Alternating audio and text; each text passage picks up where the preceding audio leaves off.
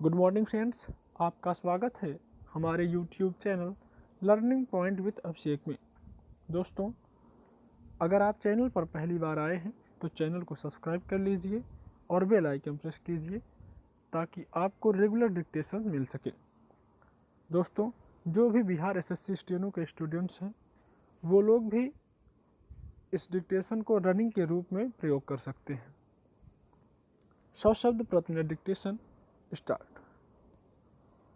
जब बिहार विधानसभा और संसद तथा कुछ विधानसभाओं में उपचुनावों की घोषणा की गई, तब कोरोना संक्रमण के मद्देनज़र कई लोगों ने इस पर विरोध जताया था, मगर निर्वाचन आयोग ने भरोसा दिलाया था कि चुनाव प्रचार और मतदान के वक्त इस संक्रमण से बचाव संबंधी सभी सावधानियां बरती जाएंगी।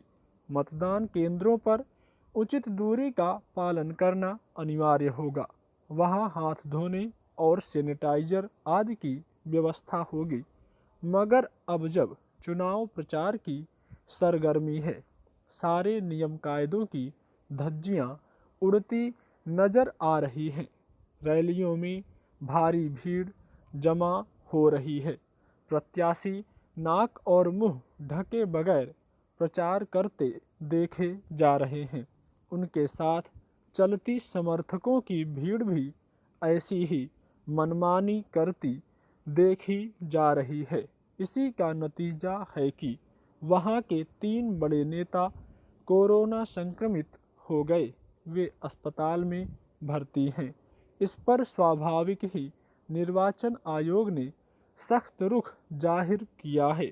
उसने कहा है कि चुनाव प्रचार और रैलियों के दौरान अगर प्रत्याशी 2 गज दूरी के नियम का पालन नहीं करेंगे तो उनके खिलाफ कड़ी कार्रवाई की जाएगी। निर्वाचन आयोग की इस सख्त हिदायत के एक दिन पहले प्रधानमंत्री ने राष्ट्र को संबोधित करते हुए कहा था कि किसी भी तरह की लापरवाही न बरतें जब तक कोरोना की दवाई नहीं आ जाती, तब तक कोई ढिलाई न बरतें, क्योंकि खतरा अभी टला नहीं है।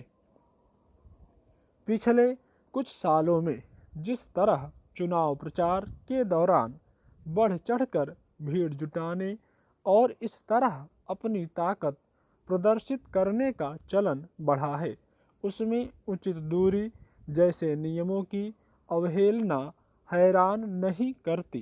पार्टियों के बड़े नेताओं की रैलियों में तो विशाल जनसभा दिखाने के मकसद से किराए के श्रोता भी जुटाने की प्रवृत्ति पनप चुकी है। बिहार यूं भी राजनीतिक रूप से सजग प्रांत माना जाता है, इसलिए दूसरे प्रांतों की अपेक्षा वहां के मतदाता कुछ अधिक रैलियों में रेला बनकर जुटते हैं। इस बार के विधानसभा चुनाव में भी वही उत्साह बना हुआ है। फिर जब से पूर्णबंदी हटी है, बहुत सारे लोगों ने जैसे मान लिया है कि कोरोना का भय समाप्त हो गया है और वे पुराने ढर्रे पर चल पड़े हैं।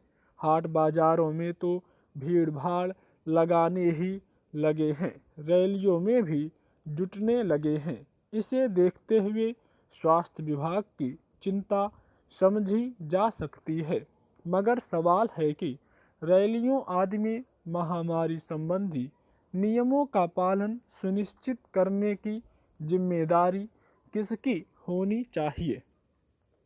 कोरोना को फैलने से रोकने संबंधी उपायों को आजमाने के मामले में बिहार में पहले ही काफ़ी लापरवाही बरती जा चुकी है। इसके चलते वहां संक्रमण तेजी से फैला। इसके बावजूद लोगों में इसे लेकर सावधानी बरतने की फिक्र नहीं है, तो इसे विडंबना ही कहा जा सकता है। नियम कायदों का पालन सुनिश्चित कराने की पहली जिम्मेदारी राजनीतिक दलों की होनी चाहिए।